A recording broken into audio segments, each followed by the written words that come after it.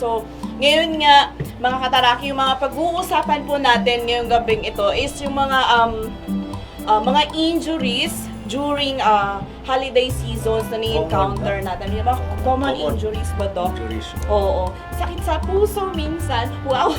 Mukhang hindi na common yun eh. Hypothermia.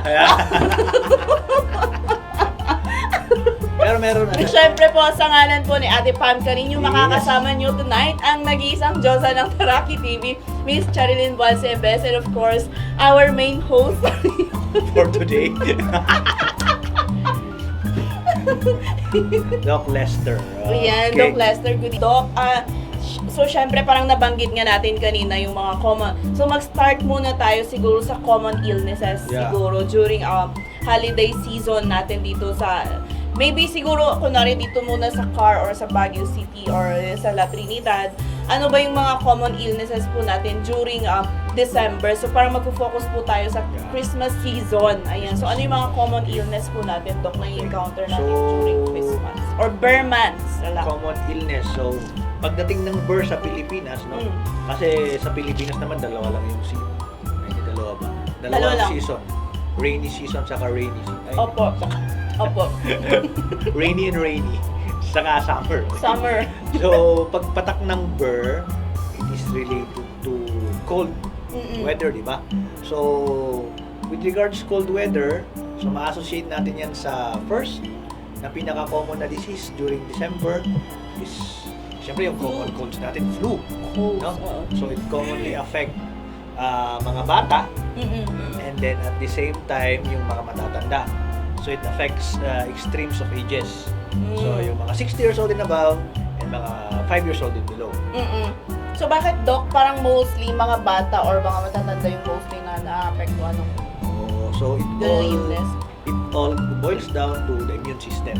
The immune system, ayan. So kung sinabi natin immune system, yun yung defense ng katawan natin against virus o bacteria. Yan, So pag bata masyado, hindi pa masyadong develop yung immune system ng bata. Kung matanda naman masyado, parang nag-wear and tear na yung immune system, masyado nang nagamit through his lifetime. So more or less, bumababa na yung immune system ng mga matatanda. So during this season, they are the one most commonly affected. Especially that ang pinaka-common cause ng common flu pa rin is virus. Actually, yung COVID-19 is actually a form of virus, di ba? So, kung nakita nyo yung parang trend niya, yung tinatamaan niya yung mga matatanda. Yes po. Kasi they have a poor immune system. So, the same din sa common colds, ang tinatamaan talaga yung mga matatanda. So parang, Doc, may effect po ba yung environment doon sa pag-form ng bacteria ng flu? Like for example, parang kasi nga pag cold season, doon sila lumalabas and parang like doon sila dumadami. Doon sila diyaya. So parang ganun pala. So parang yun pala yung explanation, hindi dahil sa weather. Parang hindi siya dahil sa weather or sa change in temperature na nagkakaroon tayo ng sakit, kundi yung bacteria po or yung virus na na-form during that time is mas nag-expand sila during that weather temperature. Actually, it is also extremes of weathers. So, sa summer din meron marami rin. So, parang extreme siya ng extremes of weather. I see. Nagde-develop yung mga virus. Usapan natin mga kataraki is all about common injuries and accidents po na ni-encounter natin during holiday season. Ayan. So, Doc, ano yung number 1 na injury aside from the heart? Wow!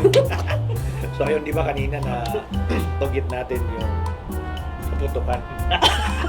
So, Christmas and New Year usually, firecracker-related injuries na which is sa basing naman sa census ng UH and sa media, nabawasan naman talaga. Yes, kasi thankful po tayo sa mga sa mga LGUs natin because of the mga policies compared natin. noon, Maalala ko, noon, nung mga bata tayo, mabayang ka kumatang na pintador dyan. Oo, yung paper bullets, ganun. Yung lose ng 1.5, gagastos ka ng 15,000 sa operation. Nag-goodbye pa yung mga daliri mo. Nako, forever. So, ayun. So, napag-usapan na rin natin yung firecracker related. So, most common pa rin na natatamaan is yung mga daliri, fingers oo. or the hands. Because yun talaga yung mismong nagmamanipulate dun sa mga firecrackers. Secondly is yung sa mukha. So, syempre, pag firecracker related injury talaga, syempre expect natin na magkakaroon ng bloody injury. No? So, first And open wounds. Yeah, open wounds. So, first thing na gagawin natin, just in case na may mga kaso tayong ganon, before natin dalhin sa hospital, pwede natin siyang paano sa malinis na tubig. Kung may running water sa bahay, mas maganda. Huwag munang maglagay ng kahit na ano kasi baka mas lalong mag-irritate. So, keep it on running water. Kahit sa mukha, pwede rin. Lalo na pag napunta sa mata, ang pinaka-safe na gawin is wash it through running water. No? Kasi either siya, Doc, parang third degree burns or open wound siya. So, secondly, syempre, expect natin na bloody yan. Madugo. So, after natin hugasan, kumuha tayo ng cloth or anything na pwede nating pangrap. Pangbalot. And then, apply pressure.